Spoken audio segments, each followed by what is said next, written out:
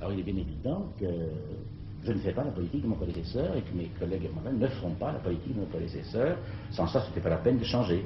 Changement, ça veut dire rupture, par exemple, dans l'affaire France, dans un certain nombre d'autres affaires. Rupture est un terme excessif, hein. C'est modulation, appréciation du problème sous un angle totalement différent. Premier sujet de crispation, les 13 licenciements de cadres intervenus à la mairie, ainsi que ceux des directeurs de la Maison de la Culture et de la compagnie immobilière de la ville. Pour le Parti communiste, qui souligne qu'en 1977, la gauche n'avait procédé à aucun limogeage, il s'agit d'interdits professionnels.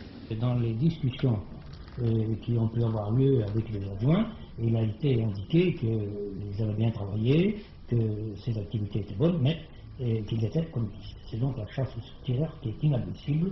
Pour justifier, si vous voulez, un peu ma décision, je n'ai eu qu'à ouvrir les procès-verbaux du conseil municipal de la ville de Saint-Étienne, où un certain nombre de membres de l'administration municipale n'avaient pas hésité à préciser que les personnels du cabinet, les personnels qui avaient été recrutés à des fins politiques, liaient leur sort à la municipalité en place, étaient plus payés que le personnel classique en raison de l'instabilité de leur emploi, et que par conséquent, si la municipalité n'était pas changée, il fallait qu'ils acceptent l'éventualité, le retour à leur source d'origine.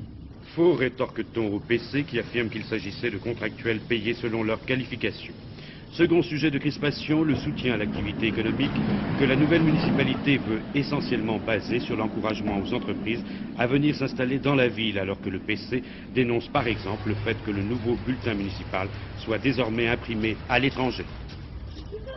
Ce qui a surtout changé, je vous le présente, vous voyez le bulletin qui a été distribué à la fin du mois dernier, il est coupé par rapport au bulletin qui a été imprimé. Et pour cause, l'imprimerie, c'est celle de Luxembourg, or la commande est un imprimeur stéphanois.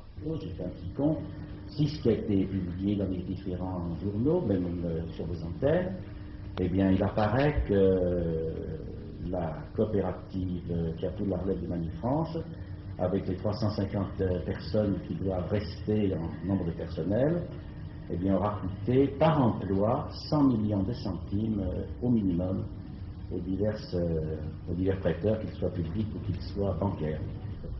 En matière de transport, de logement social, la municipalité donne également de nouvelles orientations dans lesquelles le critère rentabilité semble prendre le pas. C'est d'ailleurs pour justifier le bien fondé de ces orientations que François Dubanché a demandé que soit dressé le bilan de la municipalité battue. Je veux quand même qu'on montre que certaines dépenses ont été faites de façon peu irréfléchie, que leur importance était excessive par rapport aux possibilités de la ville de Saint-Étienne, et que la gestion qui a été faite précédemment était légèrement imprudente. Lorsque nous sommes arrivés, Saint-Étienne était la deuxième ville de France la plus endettée, elle est maintenant la 9e. Donc nous avons amélioré la situation. Les 5 dernières années de Durafour, l'augmentation de l'impôt local était de 24,6% de moyenne par année. Avec notre gestion, l'augmentation était de 10 à 11%, jamais au-dessus de l'inflation. Faites la comparaison. Le débat reste ouvert, ce n'est qu'avec le vote du budget 1984 que l'on pourra savoir jusqu'où ira le changement.